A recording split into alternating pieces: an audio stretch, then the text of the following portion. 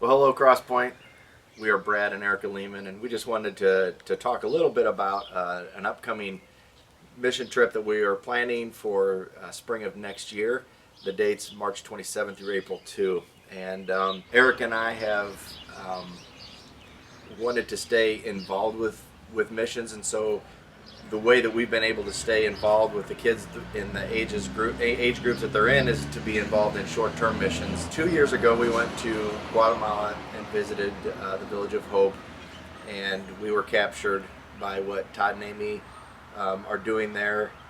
And it's a fabulous ministry that's taking kids that have been sexually abused or they're homeless. It has been amazing to see the transformation that is happening in their lives, and having a family of 5 children here, it's been encouraging for us to watch their desire to reach out to children and to make differences in their lives. One of the things that has gripped me, but more recently that I've seen worked on with the Village of Hope, is the way that the children at the mission have just come to know Jesus in flocks. They've had, in one day, I believe they had around 60 baptisms. These children, as they are being affected by this pandemic as well, have been coming to Jesus. And what a beautiful story of the good news being spread we see in what Todd and Amy are doing at the Village of Hope. It's been encouraging, and we are excited to go back down next spring and to be a part of that and to rejoin them in the ministry that's there. All the staff at the Village of Hope work to get to the inmost parts of these kids and peel apart each layer at a time, using the biblical truths to help heal them and make them whole in Christ. And that was so absolutely amazing for me to watch, and for us to, as a family and as Brad and I as a couple, to watch how they do this and the different therapies that they work through. And it's not them sitting and saying, you're going to be okay, God can make this all okay. We all know that as Christians. We all know that Jesus is the answer. There is no question for that.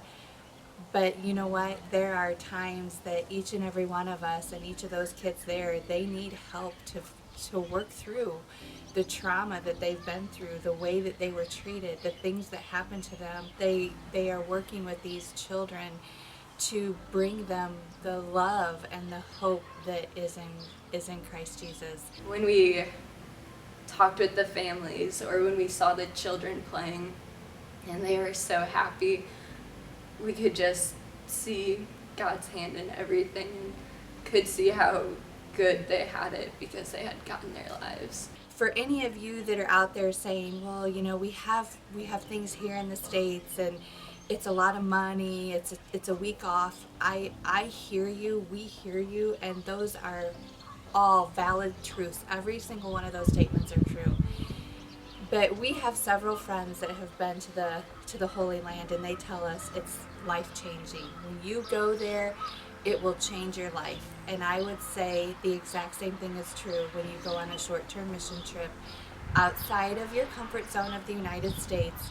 You see what else is out there, and you see the poverty, you see the vulnerable, you see all of these things in a way that is very different than it is here. And I remember thinking what a hard way to grow up, because these are children, and but inside those walls they were loved, taken care of, taught to love Jesus, and all of their needs were being met when they were inside those walls. Pretty soon the gospel becomes alive in a way that you cannot explain to people, and it is truly life-changing. And when you realize that we are going there as a support system for them, we're not going to change anything while we're there. We are there to come alongside Todd and Amy and their ministry and say, you know what, for the week, we just want to be here and bless you. If we need to dig weeds, we'll dig weeds. If we need to paint, we'll paint. But we're here as your fellow brother and sisters in Christ to say, show us how we can help you. How can we be a blessing to your ministry this week? How can we be like they were to Moses and help hold up your arms? Right? Was it Moses? Abraham? Who was it? You're gonna have to redo that part. It's Moses. Just like they held up the hands of Moses and he was tired, and just saying, here we are here to serve you and love you. It's true that you cannot process it unless you actually go. It's one of those things that will make you grateful every day for being born where we are and for having what we have, and willing to and wanting to help those less fortunate.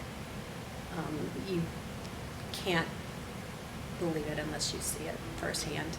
When we finally got to see the children and to play with them for a little while, there's just faces that are ingrained in your memory and stories that are just heartbreaking, and you just pray for them every day. I knew down there that I would probably fall in love with the culture and with the Village of Hope staff, but I also fell in love with everyone that we went down there with.